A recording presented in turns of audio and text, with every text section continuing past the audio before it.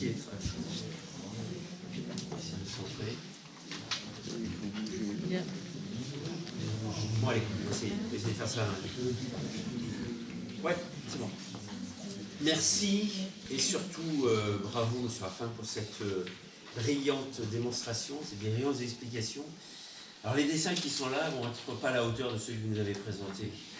Ils seront plus, comment dirais-je, plus standards, mais ceci étant, j'espère pouvoir tenir en quelques minutes l'objectif que m'a proposé IDES, qui est de vous tenir au courant de l'avancement du dossier de la candidature du Charolais-Brionnais au patrimoine mondial de l'humanité, donc de l'UNESCO.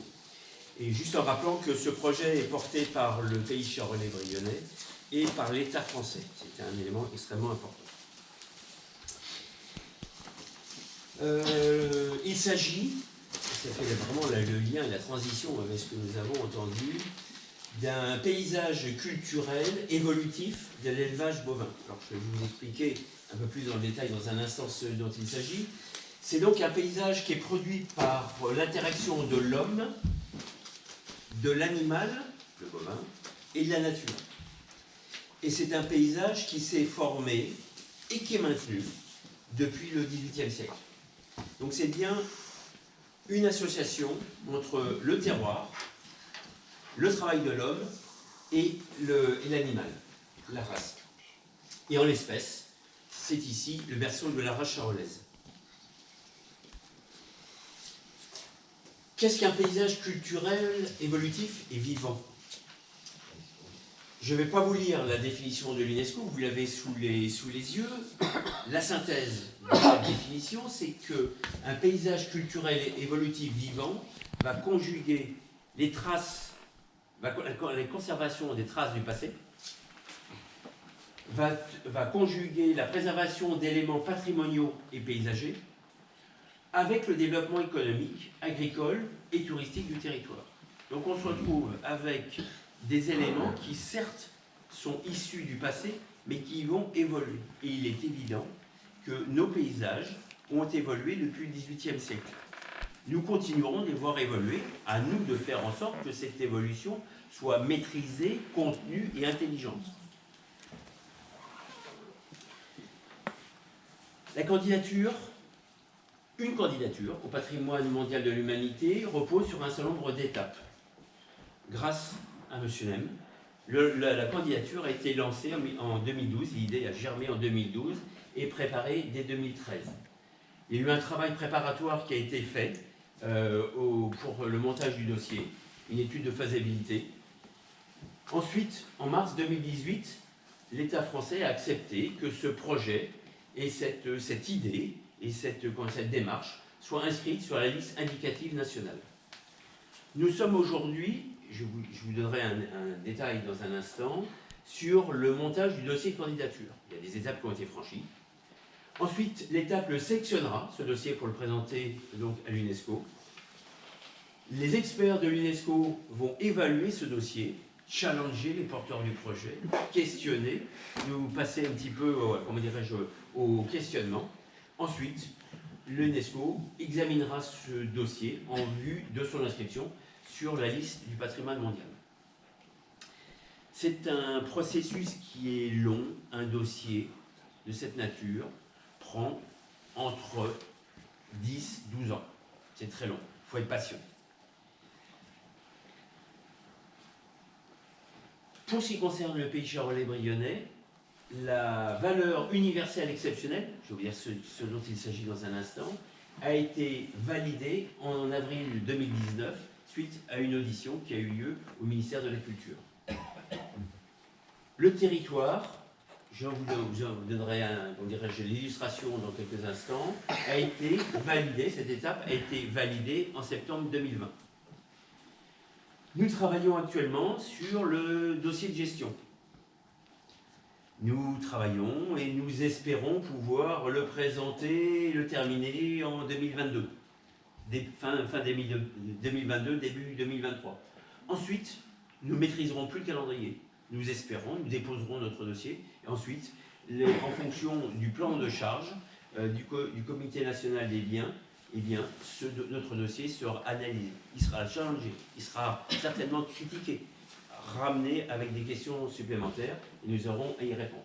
Ensuite, le comité UNESCO l'analysera, nous espérons, 2024, nous espérons.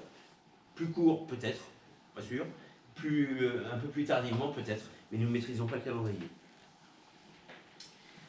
La valeur universelle exceptionnelle a été reconnue pour nos paysages du Charolais brionnais. Cette valeur universelle, la définition est importante, et c'est la définition de l'UNESCO, elle est très lourde de sens. C'est une importance culturelle ou naturelle tellement exceptionnelle qu'elle transcende les frontières nationales, qu'elle présente le même caractère inestimable pour les générations actuelles et futures de l'ensemble de l'humanité. Aujourd'hui, cette valeur universelle exceptionnelle a été reconnue pour nos paysages du Charolais brionnais. Donc nous répondons à l'ensemble de ces critères. Un exemple exceptionnel de paysage culturel, durable et productif, avec l'élevage bovin. Une adaptation des pratiques d'élevage et d'embouche à la mosaïque de terrain, une évolution depuis plusieurs siècles. Une interaction humaine avec l'environnement et une tradition culturelle vivante, l'élevage bovin. Le territoire. Non, pardon, avant.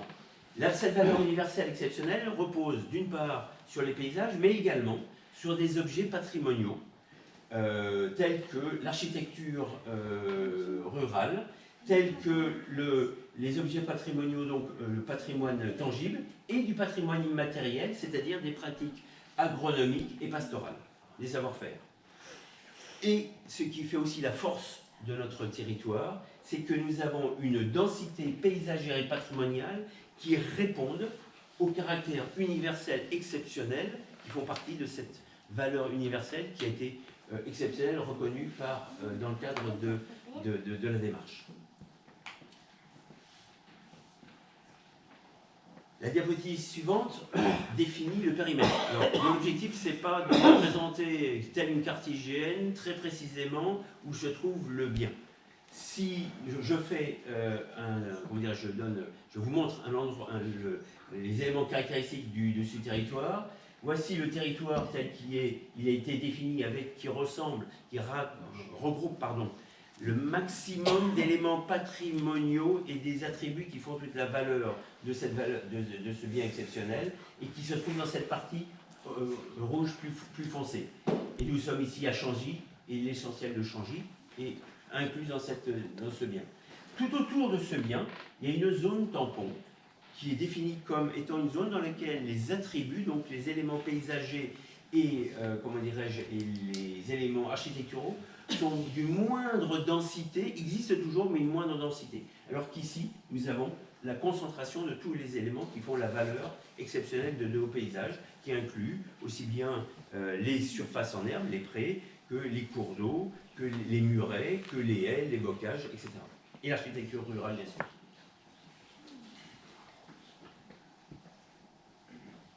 Nous avons une biodiversité particulièrement riche sur notre territoire. La quasi-totalité du bien est recouverte par des zones naturelles d'intérêt écologique et de faunistique et floristique de type 2. On va pas rentrer dans le détail.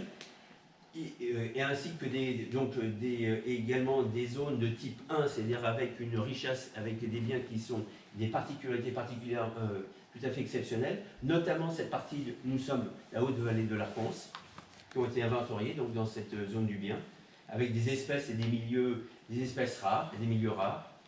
Il y a des enjeux écologiques majeurs, avec les cours d'eau, notamment l'Arconce et ses affluents majeurs, les milieux humides, avec la présence d'habitats et de concentration d'un certain nombre d'espèces, telles que l'agrillon doré qui se trouve ici, un type de libellule, de très nombreuses mares qui sont entretenues par les éleveurs, parce qu'ils en ont besoin pour leurs animaux, et quelques zones tourbières, un réseau de bocages et de haies, qui sont des sources d'alimentation pour un certain nombre d'espèces d'oiseaux, par exemple la grillage à tête rousse, qui est ici, qui est une espèce qui est, comment dirais-je, très recherchée et très importante au niveau européen. des coléoptères, la Rosalie des Alpes, pardon, des espaces de prairies, notamment qui ont un rôle important dans la réduction de l'érosion et puis dans la régulation des eaux, des couverts boisés avec des faunes et des espèces floristiques rares. Et puis, ceci étant, au cœur du bien, sur une zone qui fait 3500 hectares, un peu plus, il existe une zone Natura 2000 qui couvre la zone entre Saint-Christophe-en-Brionnais, Briand, Sarry, une petite partie de Semur, et Sainte-Foy, pardon, avec une zone qui s'appelle donc, alors son titre exact c'est les prairies, et ça définit bien son contenu, les prairies, les bocages, les milieux tourbeux, les landes sèches de la vallée de la Belaine, donc un affluent de l'Arconce, avec des présences de coléoptères exceptionnelles, et donc la Rosalie des Alpes, un barbeau pique-prune, des plantes et des plantes rares protégées, des espèces d'amphibiens protégés, notamment le sonneur à ventre jaune, et il y en a bien d'autres. Donc ce qui est important, c'est que sur notre territoire, certes, il y a, et pour rejoindre ce que disait M. Raffin, il y a une pratique de l'élevage, mais il y a aussi toute une multitude d'espèces qu'il nous faut aujourd'hui suivre et protéger. Comment les protéger? Eh bien, nous travaillons actuellement, et avec Aurélien qui est ici, sur le plan de gestion qui doit établir des règles de préservation du paysage et de l'ensemble de ses attributs, de l'ensemble de ses composantes, afin de respecter l'identité forte du Charolais-Brionnais, mais en lui permettant d'évoluer. Nous ne pouvons pas nous permettre de mettre notre paysage sous une cloche et de le figer et de le laisser en l'état. Il doit évoluer comme il a évolué depuis le XVIIIe siècle. Ce plan de gestion mobilise les principaux acteurs économiques du territoire, dont bien évidemment les éleveurs, les élus, les services de l'État, de la région et du département, les habitants, les associations, et sans oublier le monde scolaire. C'est très important de pouvoir former les jeunes à cette démarche. Nous avons constitué 4 groupes de travail, un groupe sur l'agriculture, un groupe sur le paysage, un groupe sur le patrimoine bâti, un autre sur l'urbanisation, c'est important de pouvoir gérer l'ensemble de ces éléments, et le développement économique. Et puis bien évidemment, nous avons un groupe qui va travailler sur la communication. Aujourd'hui, nous sommes dans la construction des éléments clés de ce plan de gestion. Nous montons en puissance avec des réunions qui auront lieu, qui ont certainement déjà eu lieu avec les éleveurs, de façon à travailler avec eux sur ces règles.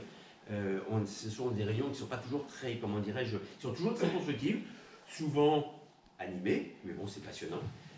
Quelquefois avec un peu de contradiction, mais là aussi c'est vivant, mais ça permet aussi de faire évoluer et de construire ensemble ces règles. Pour terminer ou quasi terminer, cette candidature porte des enjeux patrimoniaux économiques importants, lesquels faire reconnaître les valeurs de l'élevage bovin à l'herbe, ça c'est un élément clé, préserver le paysage de bocage et notre patrimoine bâti. Ce sont des éléments qui sont absolument remarquables. Valoriser les productions agricoles locales et mettre en lumière le travail des éleveurs. C'est extrêmement important de pouvoir mettre en avant le monde agricole parce que c'est lui qui a formé nos paysages, avec les animaux certes, mais c'est le travail des éleveurs. Contribuer à une diversification économique du territoire. Notre territoire doit évoluer, doit vivre, et il doit vivre économiquement. Il ne doit pas être seulement qu'une zone dans laquelle on vient seulement découvrir nos paysages, il doit aussi en vivre. Transmettre des connaissances et un patrimoine, c'est tout l'intérêt d'un tel projet, c'est tout l'intérêt également de ce type de conférence que nous avons aujourd'hui. Et prendre en compte les activités de l'élevage dans l'évolution future du pays. Et pour terminer, ce projet ne concerne pas la race charolaise, ne concerne pas le bocage lui-même, mais concerne l'ensemble du paysage et de toutes ses composantes. Donc ce n'est pas seulement un paysage, ce n'est pas seulement la race, ce n'est pas seulement le bocage, c'est l'ensemble de cette association d'éléments qui fait la valeur de ce projet. Nous sommes le premier bocage à candidater au patrimoine mondial et le premier paysage lié à l'élevage bovin. Je rappelle, nous avons une valeur universelle exceptionnelle reconnue et validée. Donc, et quand je dis reconnue et validée, c'est que nos paysages sont de niveau mondial. C'est lourd de sens. Je le disais, ce n'est pas une mise sous cloche du paysage, surtout pas. Nous devons le faire évoluer. Il évoluera, mais il y a des règles qui devront être fixées, des préservations qui devront être mises en avant. Nous devons conserver les traces du passé, bien sûr. Nous devons poursuivre ensuite le développement. Voici en quelques minutes ce que je pouvais vous dire, une synthèse. On pourrait y passer des heures entières, mais le format de la réunion permet au moins de pouvoir vous tenir informé sur les éléments clés.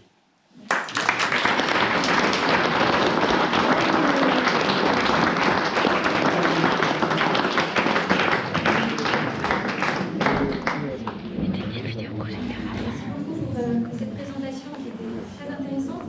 On a prévu un petit temps de questions et débats. Si vous souhaitez réagir à tout ce que nous avons appris aujourd'hui, à la conférence de M. Raffin, à la présentation d'Isabelle, quelles seraient vos demandes, vos réactions? Et voilà, le micro va circuler pour tous ceux qui souhaitent prendre la parole.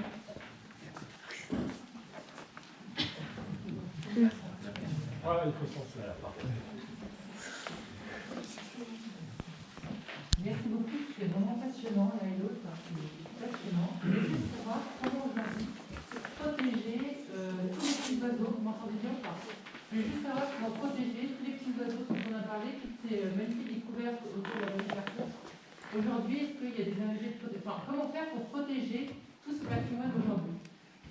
La protection des oiseaux, c'est maintenir les capacités d'alimentation, maintenir les capacités d'habitat, de nidification, mais c'est valable pour toutes les espèces. Ce n'est pas uniquement la vallée de l'Arconce. Je prends un exemple, c'est un constat. Lorsque je suis arrivé en Brionnais avec mes parents en 52, la perdrix rouge et la perdrix grise étaient un ami, comme la chevêche, était un oiseau commun dans mon entourage autour de la maison de Maugiron. Il n'y a plus de perdrix rouge, il n'y a plus de perdrix grise, il n'y a plus de chevêche.